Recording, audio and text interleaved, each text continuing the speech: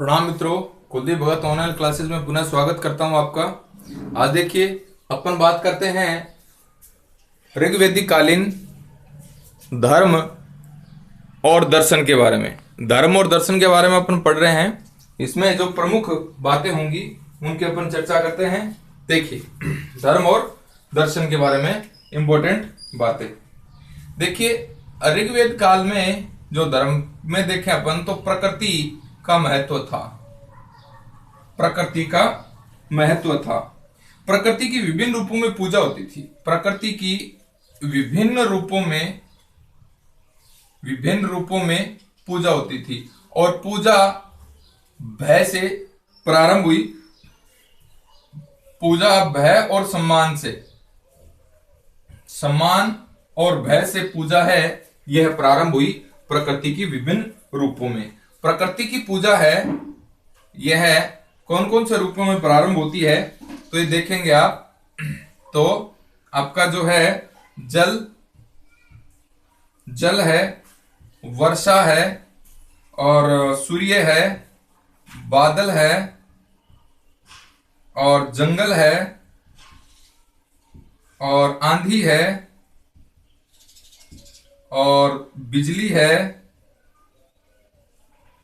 इस प्रकृति की मानव है यह पूजा करता था और इन सभी की पूजा है यह भय से करी इसने, भय से। अभी अपन समझेंगे कैसे। इस जमाने में प्रकृति का देवीकरण हो गया। प्रकृति का देवीकरण हो गया, यानी प्रकृति है, इसको देवी देवताओं के रूप में पूजा जाने लगा। शक्तियों का मानवीकरण हो गया। शक्तियों का मानवीकरण हो गया। आगे देखिए क्या इंपॉर्टेंट बातें इसमें हैं, उस पर अपन चर्चा करेंगे। एक परंपरा सामने आई जिसे बोलते हैं बहुदेववादी परंपरा। बहुदेव के अंदर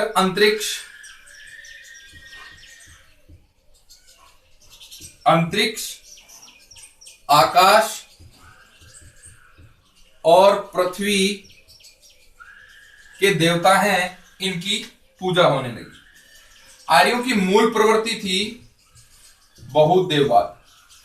आर्यों की मूल प्रवृत्ति थी बहुदेववाद। आर्यों ने सर्वप्रथम दोष एवं पृथ्वी की उपासना शुरू की। आर्यों ने सर्वप्रथम दोष व पृथ्वी की उपासना शुरू की। दोष यानी आकाश। अब अपन बात करते हैं मैक्स मुलर ने इसे हीनोथिज्म नामक एक शब्द दिया। हीनोथिज्म का मतलब होता है अवसर विशेष पर पूजा। अवसर विशेष पर पूजा। नेक्स्ट अपन बात करते हैं ऋग्वेद में 33 देवताओं का उल्लेख मिलता है। ये देखिए 33 देवताओं का उल्लेख मिलता है और ये 33 देवता हैं, ये किस किस प्रकार से हैं तो सबसे पहले देखें, एक नंबर पे है अंतरिक्ष का देवता। अंतरिक्ष के देवता कौन कौन थे? इंद्र, रुद्र, मरुत, वायु, पर्जन्य,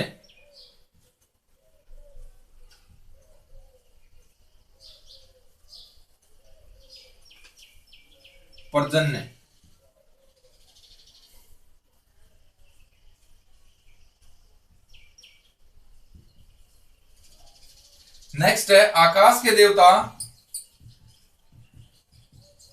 आकाश के देवताओं में कौन कौन थे? सूर्य, धोष, वरुण, मित्र, पूषण, अदिति, उषा, अश्विनी। ये आकाश के। पृथ्वी के देवता कौन कौन थे?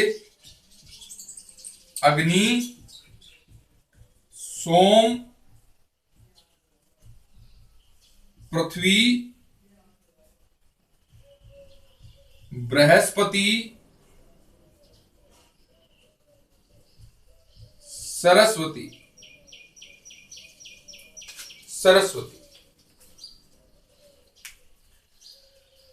देखिए भाई, ऋग्वैदिक कालीन समाज की अपन बात ऋग्वैदिक कालीन धर्म दर्शन की अपन बात करते हैं। प्रकृति का महत्व था। प्रकृति का महत्व। प्रकृति की पूजा ऋग्वेद काल के अंदर मनुष्य ने सम्मान से करी, भय से करी। पूजा प्रकृति की करता था, जिसमें जल, वर्षा, सूर्य, बादल, जंगल, आंधी और बिजली हुआ करते थे। जल को देखा, जल यानी जल का प्रलयनकारी रूप देखा बाढ़ के रूप में, तो जल की पूजा करने लगा। वर्षा का प्रलयनकारी रूप देखा तो उसकी पूजा करने लगा। इसी प्रकार सूर्य, बादल, जंगल, आंधी, बिजली आदि की सभी की पूजा है पहले इंसान ने भय से शुरू की। किससे शुरू की? भय से। अब धीरे धीरे ये जो सिद्धांत है, ये प्रकृति का दैवीकरण हो गया। इंसान ने इस प्रकृति को क्या बना दिया? देवता बना दिया। वृक्ष को देवता बना दिया, बादल का देवता अलग से कर लिया और सूर्य को देवता मानने लगा, तो देवीकरण कर लिया। शक्तियों का मानवीकरण हो गया। जैसे रुद्र है, ये क्या है?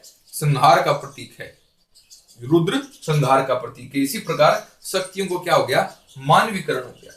अब अपन बात करें बहुदेवादी जो परंपरा थी, यह ऋग्वैदिक कालीन आर्यों की थी। बहुदेवाद में बहुत से देवताओं की आज भी जो आर्य हैं या आज भी जो हिंदू धर्म है बहुत देववादी है। यहाँ पर देखिए अंतरिक्ष, आकाश, पृथ्वी के देवताओं की पूजा की जाने लगी। और यह जो प्रवृत्ति थी ये आर्यों की मूल प्रवृत्ति थी। आर्यों ने सबसे पहले धोष और पृथ्वी की उपासना शुरू किया। ये इंपॉर्टेंट क्वेश्चन बनता है। इंपॉर्टेंट क्वेश्चन इसमें यह भी बनता है कि मैक्स मूलर है, यह आर्यों की बहुदेवादी प्रथा को क्या नाम देता है? हीनोथिज्म, यानी अवसर के ऊपर किसी विशेष की पूजा। जैसे अपन बात करें आंधी आ गई तो आंधी के देवता की पूजा करी, या वर्षा हो गई तो वर्षा के देवता की। जैसे बात करें बिजली कौंधने लगी तो यानी अवसर तो हुआ, बिजली कौंधने लगी तो उस समय किसकी पूजा नहीं हो रही है? सूर्य की पूजा नहीं हो रही है, यानी बिजली के देवता की के संदर्भ में पूजा अपन कर रहे हैं। आंधी जब आ गई तो किसकी पूजा नहीं कर रहे हैं? बादल की पूजा नहीं कर रहे हैं, सूर्य की पूजा नहीं कर रहे हैं, सिर्फ और सिर्फ किसकी पूजा कर रहे हैं? आंधी, यानी झंझावतों का देवता। तो आंधी की पूजा अपन कर रहे हैं।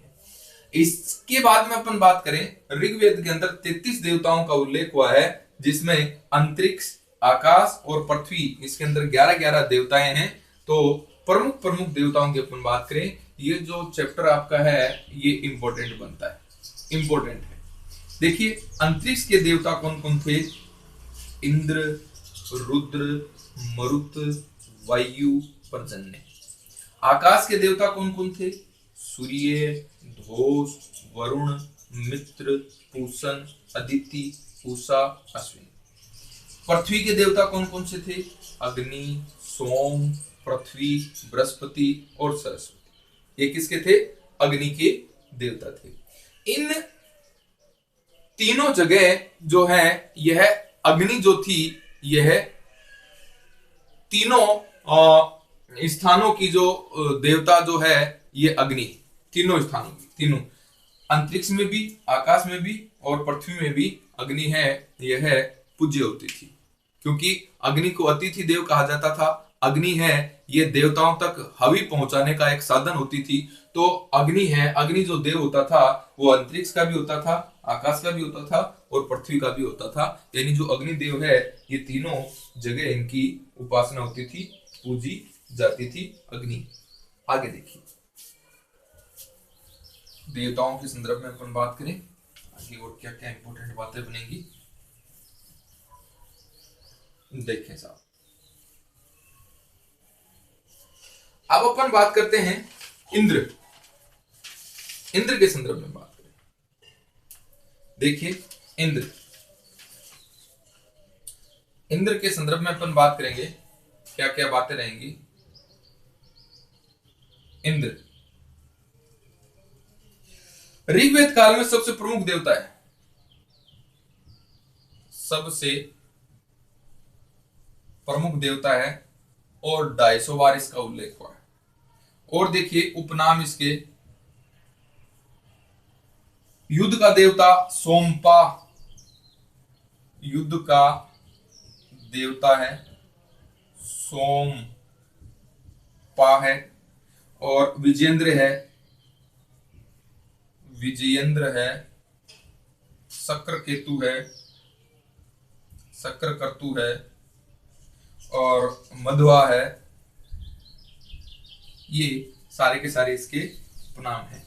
इसका जो आयुध है, इसका आयुध जो है ये वज्र है। इंद्र व अग्नि हजारों खंभों के महल में निवास करते हैं। ये प्रमुख बात है इंद्र के बारे में। अब अपन बात करें अग्नि की।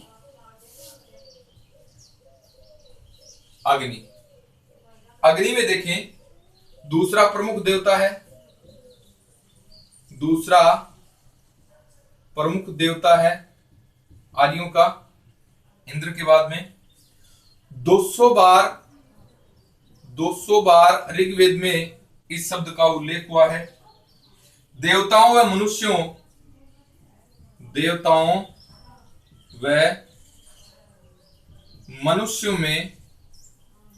मनुष्यों में मध्यस्थता निभाता है। यह प्रत्येक घर का अतिथि देव है, प्रत्येक घर का अतिथि देव है। इसे पथ प्रदर्शक भी कहा जाता है।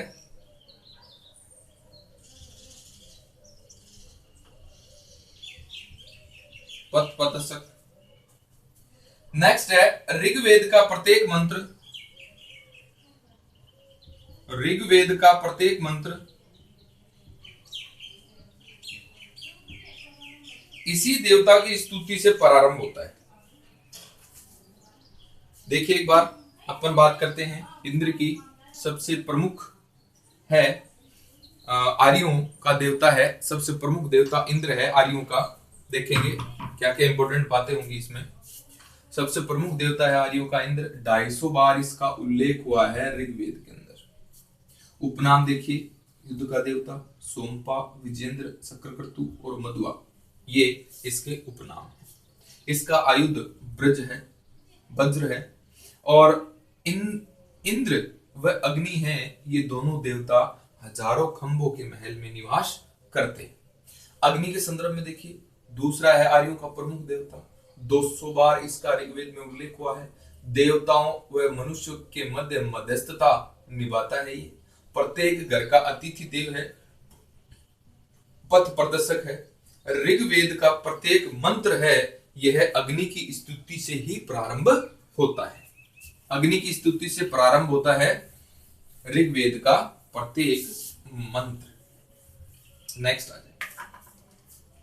नेक्स्ट अपन बात करते हैं वरुण।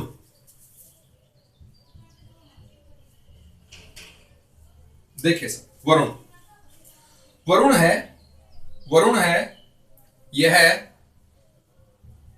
जगत का नियता, देवताओं का पोषक,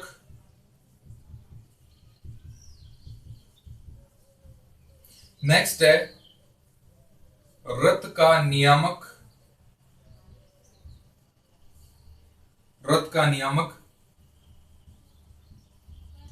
तीसरा प्रमुख देवता है, 30 बार इसका उल्लेख हुआ है। वरुण की पहचान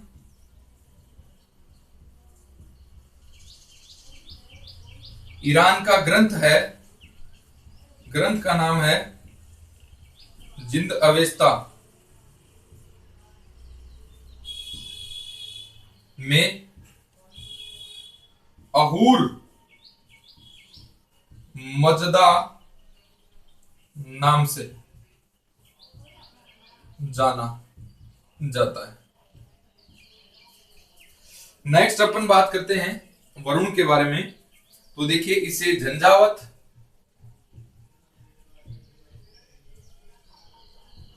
जल का देवता और प्रकाश का देवता भी कहा जाता है।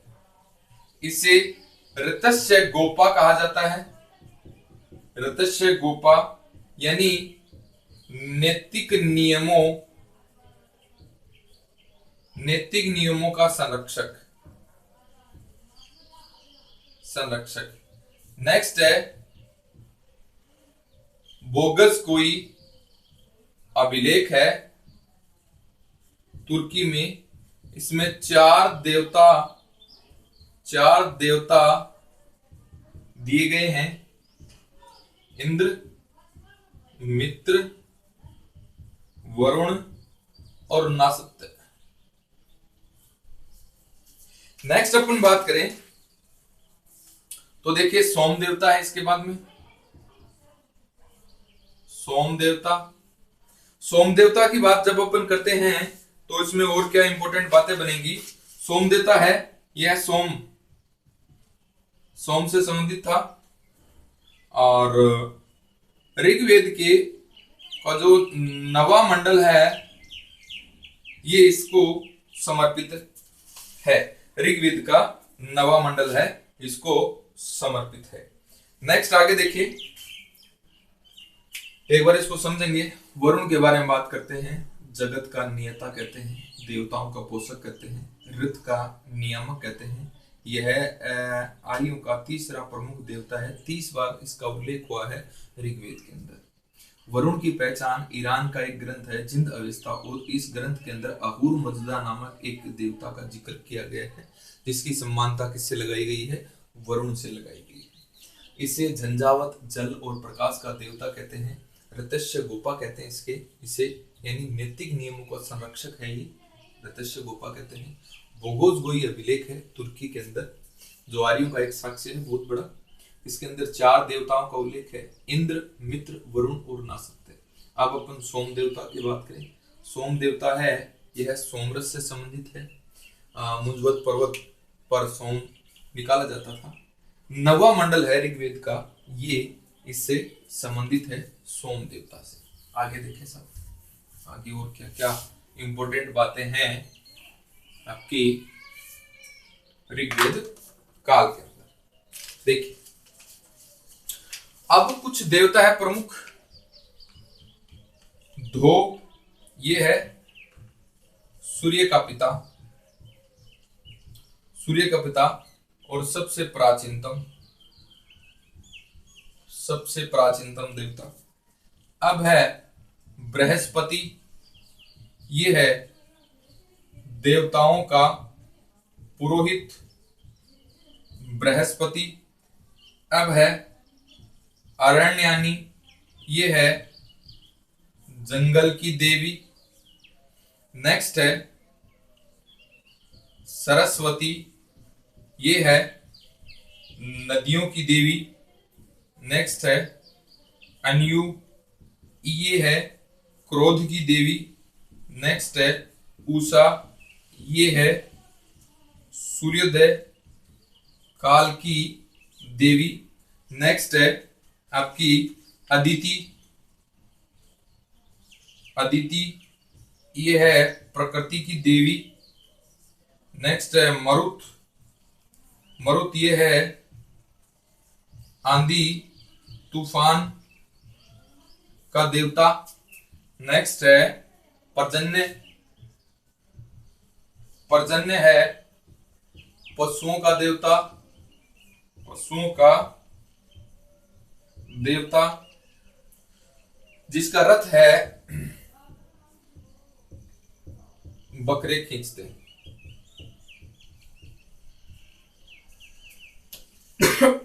नेक्स्ट अपन बात करते हैं, तो देखिए अश्विन, ये है चिकित्सकों का देवता।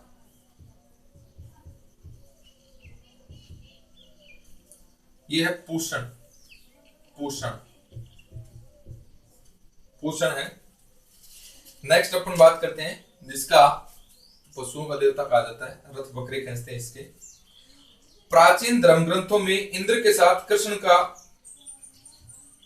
जो प्राचीन धर्म ग्रंथ है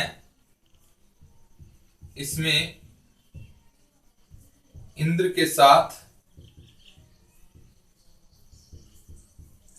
कृष्ण का विरोध है, ये विरोध का उल्लेख।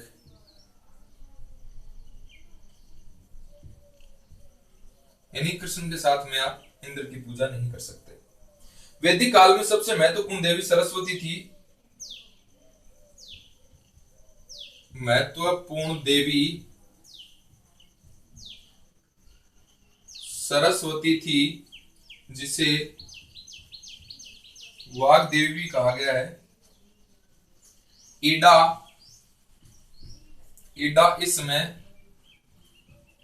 समृद्धि की देवी थी, जिसे विष्णु की पत्नी माना गया, विष्णु की पत्नी माना गया, जिसे लक्ष्मी कहकर भी स्वीकार किया गया है। नेक्स्ट अपन बात करते हैं, तो देखें आप, धो सूर्य का पिता, प्राचीनतम देवता था आर्यों का। बृहस्पति देवताओं का पुरोहित। अरण्यनी जंगल की देवी। सरस्वती नदियों की देवी। अरयु क्रोध की देवी। अन्यु क्रोध की देवी। उषा सूर्योदय काल की देवी। अदिति प्रकृति की देवी। मरुत आंधी या तूफान का देवता। पूषण पशुओं का देवता, इसका रथ है यह बकरे खींचते थे। अश्विन चिकित्सकों का देवता था। प्राचीन धर्म ग्रंथ है, इनके अंदर क्या महत्वपूर्ण बातें दी गई है। प्राचीन धर्म ग्रंथों में इंद्र के साथ कृष्ण की पूजा का विरोध है, यानी उल्लेख नहीं है। उल्लेख है इनका, कृष्ण और इंद्र की एक साथ पूजा नहीं की जा सकती, इस बात का उल्लेख है। महत्वपूर्ण देवी जो थी सरस्वती थी, जिसे वाग्देवी भी कहा जाता था। ईडा जो थी इस समृद्धि की देवी थी, विष्णु पत्नी के रूप में इसको स्वीकार किया गया है, यानी लक्ष्मी देवी के रूप में इसे माना गया है। तो ये बातें थी आपके ऋग्वेदिक कालीन धर्म और दर्शन की बातें थी। अब अपन बात करते हैं उत्तर वैदिक कालीन धर्म और दर्शन की बात। उत्तर वैदिक कालीन धर्म और दर्शन। उत्तर वैदिक कालीन धर्म और दर्शन की बात। देखिए, उद्देश्य में परिवर्तन हो गया। उद्देश्य परिवर्तन हो गया। क्या परिवर्तन हो गया उद्देश्य में, अभी अपन बात करते हैं। देखिए, यह लोक के साथ में परलोक की कामना हो गई। यह है लोक के साथ परलोक की कामना, एक बात। दूसरी बात, आर्थिक व राजनीतिक हित जुड़ गए। आर्थिक व राजनीतिक हित है, ये इससे जुड़ गए। नेक्स्ट है यज्ञों में सोना गाय। यज्ञों के अंदर सोना और गाय दक्षिणा के रूप में दी जाने लगी, और राजाओं की महत्ता सिद्ध होने लगी। नेक्स्ट अपन बात करते हैं, पशुओं की स्थिति में परिवर्तन हो गया। देवताओं की स्थिति में परिवर्तन हो गया। देवताओं की क्या स्थिति थी? देवताओं की स्थिति में परिवर्तन हो गया।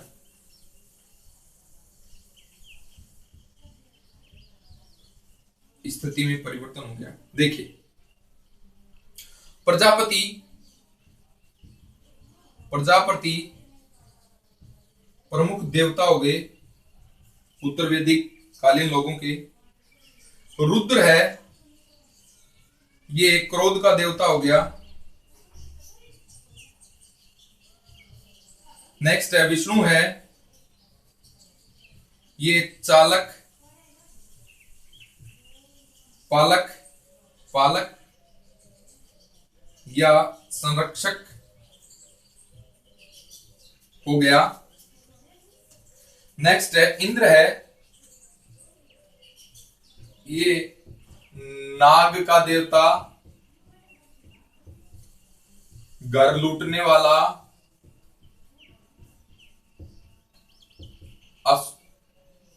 इसके रूप में प्रयुक्त हुआ। वरुण ये है जल का देवता।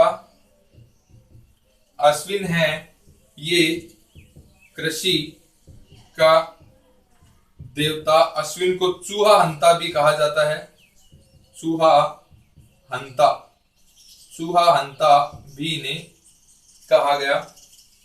सविता है, सविता है नए घरों का निर्माण करने वाला देवता हो गया। पूषण है, यह है शूद्रों का देवता हो गया, शूद्रों का देवता।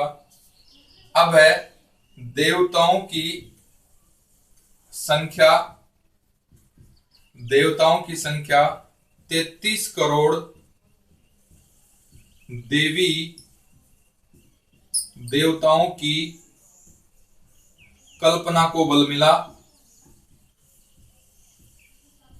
33 करोड़ देवी देवताओं की कल्पना को बल मिला। वर्ण आधारित देवता हो गए, वर्ण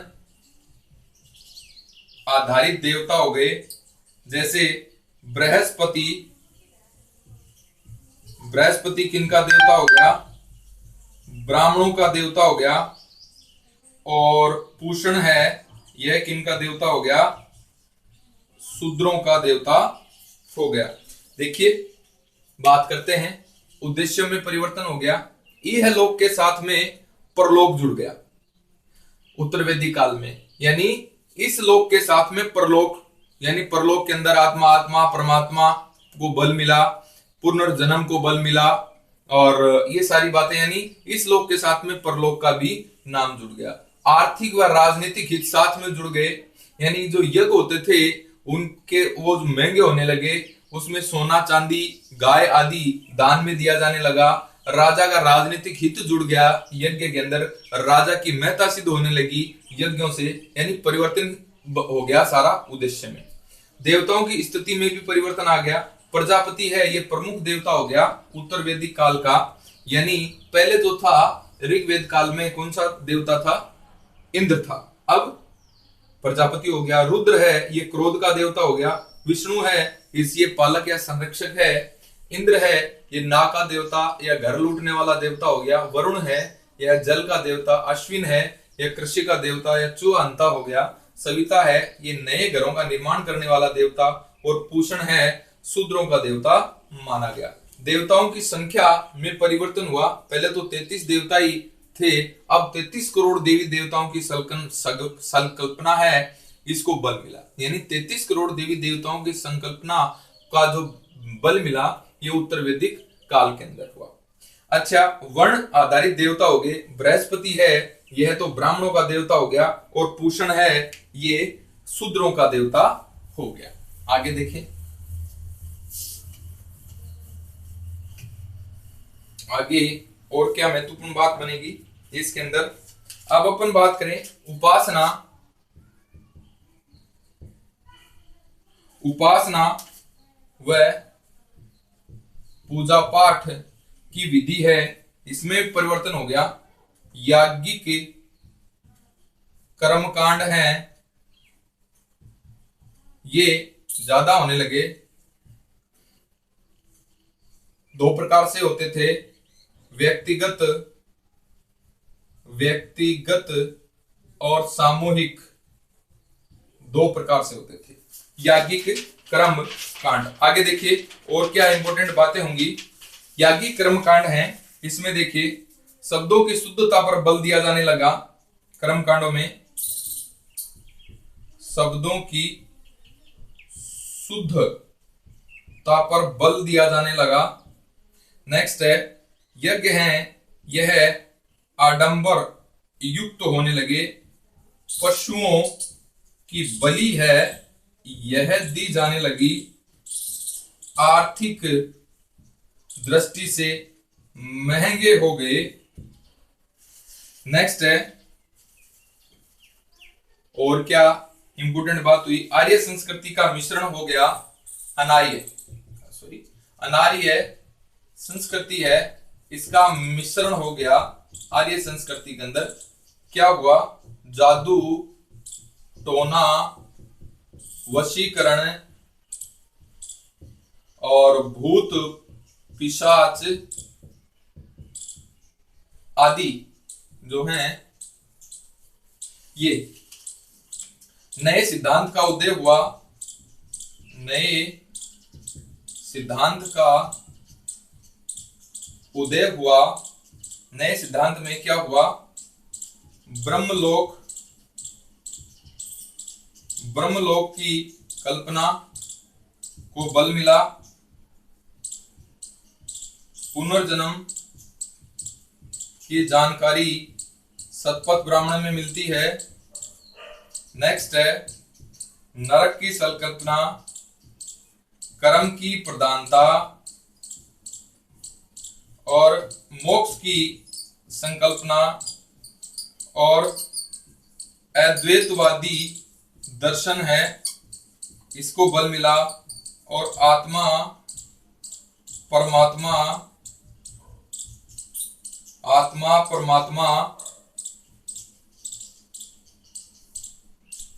ब्रह्म आदि का वर्णन होने लगा। देखिए उपासना और पाठ में भी परिवर्तन आया। याज्ञिक कर्मकांड व्यक्तिक और सामूहिक होने लगे। शब्दों की शुद्धता पर बल दिया जाने लगा। आडंबर युक्त होने लगे। याज्ञिक कर्मकांड पशुओं की बलि दी जाने लगी और ये आर्थिक दृष्टि से बड़े महंगे होने लगे।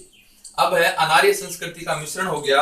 आर्य संस्कृति में जादू टोना वशीकरण और भूत पिशाच नामक जो अनार्य संस्कृति के प्रमुख लक्षण थे, जिन्होंने आर्य संस्कृति भी इनको अपनाने लगी। नए सिद्धांत का उदय हुआ। क्या हुआ, ब्रह्मलोक की कल्पना हुई। पुनर्जन्म की जानकारी शतपथ ब्राह्मण से मिलती है। नरक की संकल्पना हुई। कर्म प्रधानता पर बल दिया गया। मोक्ष की संकल्पना हुई। अद्वैतवादी दर्शन है, ये यहाँ से शुरू हुआ। आत्मा परमात्मा और ब्रह्म का वर्णन है, यह भी उत्तर वैदिक कालीन समय में होने लगा। आगे देखें और क्या इंपॉर्टेंट बात है। नेक्स्ट अपन बात करेंगे तो देखेंगे प्रतिक्रियावादी तत्व है। प्रतिक्रियावादी तत्व क्षत्रिय याज्ञिक कर्मकांड का विरोधी। प्रतिक्रियावादी क्या हुआ, यज्ञ महंगे हो गए तो क्या करने लगे, क्षत्रिय हैं, क्षत्रिय यज्ञ कर्मकांड का विरोध करने लगा और वैश्य समाज जो सर्वाधिक कर देता था उसने भी यज्ञ का विरोध किया। ये प्रतिक्रिया हुई। अब अपन बात करते हैं तो देखिए कुछ यज्ञ मैं बता देता हूं आपको, वैसे पहले बता दिए हैं। अग्निष्टोम यज्ञ, रासूय यज्ञ, वाजपेय यज्ञ, पुरुष मेध यज्ञ। इसमें तो पुरुष की बलि दी जाती है। वाजपेय यज्ञ में रथों की दौड़ होती है, पहले भी चर्चा कर चुके हैं। यहां पर राजा का राज्याभिषेक होता है अग्निस्टोम के अंदर अग्नि देवता को पशु बलि दी जाती है, पशु बलि दी जाती है और सोमपान होता है। देखिए उत्तर वेद काल में जब आपका कर्मकांड है, यज्ञ कर्मकांड है, ये ज्यादा खर्चीले हो गए तो क्या प्रक्रिया हुई, क्षत्रियों ने ये यज्ञ कर्मकांड करने से मना कर दिया, इसका विरोध किया कि ज्यादा खर्चीला नहीं होना चाहिए। वैसे समाज जो सबसे ज्यादा टैक्स देता था उसने भी इसका क्या किया, विरोध किया। अब कुछ यज्ञ है, अग्निस्टोम यज्ञ के अंदर सोमरस का पान किया जाता है और पशु बलि दी जाती है। रासु यज्ञ में राजा का राज्याभिषेक से संबंधित है यह है। वाजपेयी यज्ञ है, इसमें रथों की दौड़ से संबंधित है यह है। और पुरुष में यज्ञ है, इसके अंदर पुरुषों की क्या दी जाती है, पुरुष की क्या दी जाती है, बलि दी जाती है। तो ये बात होगी आपकी वैदिक सभ्यता की। वैदिक सभ्यता की तमाम अपने बातें की है। तुलनात्मक अध्ययन किया है। तुलनात्मक अध्ययन में आपका भौगोलिक विस्तार है, राजनीतिक समाज है, और आपका सामाजिक स्थिति है, सांस्कृतिक स्थिति है, और धार्मिक स्थिति है, और आर्थिक स्थिति है। ये सारी बातें अपन ने ऋग्वेद और उत्तर वेद का तुलनात्मक अध्ययन किया है, जो आपके एग्जाम के लिए बड़ा ही इंपॉर्टेंट सिद्ध होगा। अगली जो अपनी क्लास होगी वो होगी बौद्ध धर्म के ऊपर। तो अगली क्लास में मिलते हैं मित्रों। जय हिंद।